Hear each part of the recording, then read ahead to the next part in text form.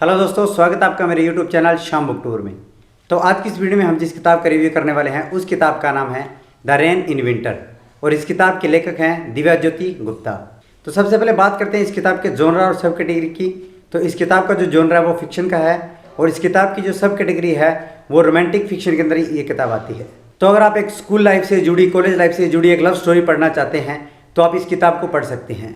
वहीं इस किताब के कॉन्सेप्ट की बात करें दोस्तों तो ये कहानी मार्शल की है। मार्शल एक शॉर्ट हाइट का लड़का है।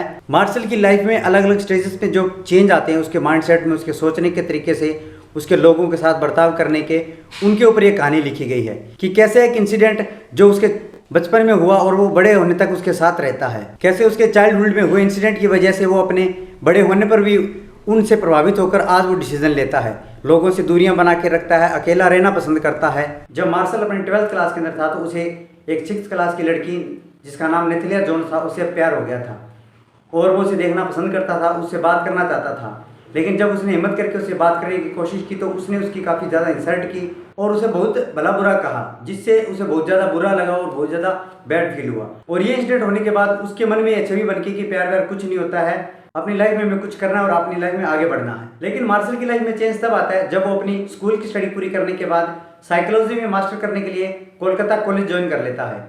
वहाँ उसे कुछ नए दोस्त मिलते हैं, कुछ अच्छे प्रोफेसर मिलते हैं जिनके साथ वो रहता है और वो प्रोफेसर उन्हें अच्छी और आगे बढ़ने के लिए अच्छी राय देते हैं। और इन्हीं प्रोफेसर में से एक प्रोफेसर होती है मिस लूसी, जो मार्शल को ड्रामेटिक सब्जेक्ट पढ़ाती है। और ड्रामेटिक क्लास में मार्शल की मुलाकात होती है एक लड़की जिसका नाम है एड्रीना और उन दोनों के बीच धीरे धीरे बॉन्ड बनना शुरू हो जाता है। जब मार्शल के मन में प्यार को लेकर एक हीन भावना है कि नहीं, प्यार जैसी कोई चीज़ नहीं होती है, वहीं एड्रीना मार्शल को पसंद करना शुरू कर देती है।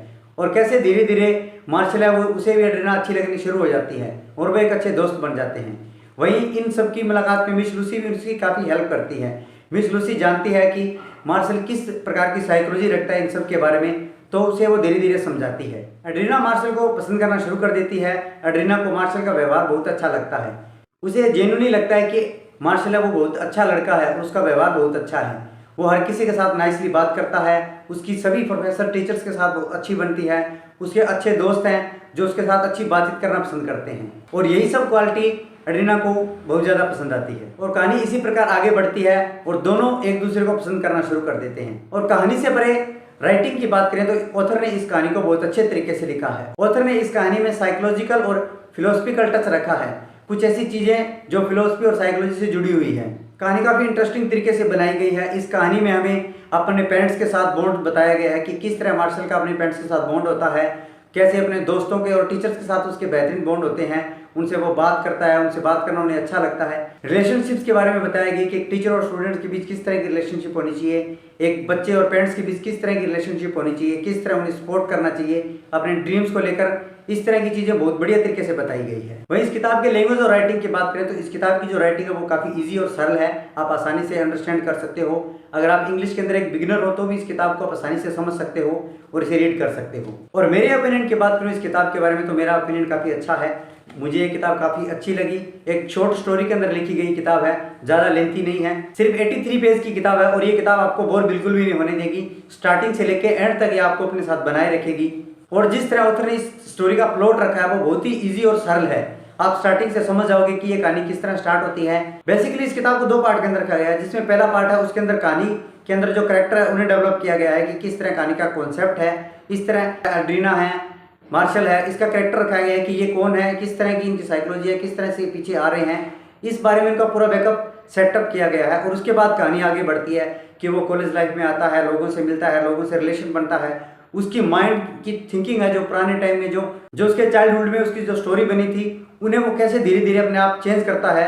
तो इन सब के बारे में बहुत बेहतरीन तरीके से बताया गया है। और जो स्पेशली एड्रीना और मार्शल का जो बॉन्ड है, जो रिलेशनशिप धीरे धीरे उनकी बनती जाती है, वो बहुत बेहतरीन तरीके से बताई गई है।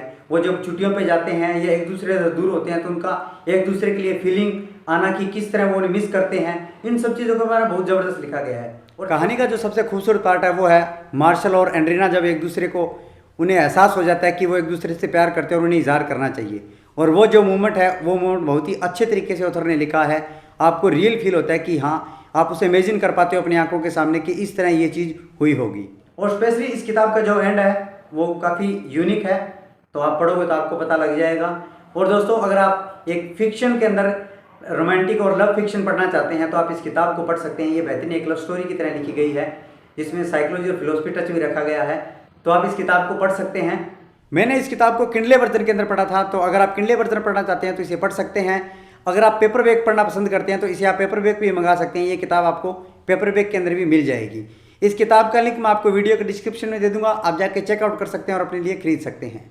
और दोस्तों उम्मीद करता हूँ कि मेरा ये रिव्यू आपको अच्छा लगा होगा। अगर मेरा ये रिव्यू आपको अच्छा लगा तो इस वीडियो को लाइक जरूर करें और कमेंट करके आप अपना फेवरेट पार्ट बता सकते हैं।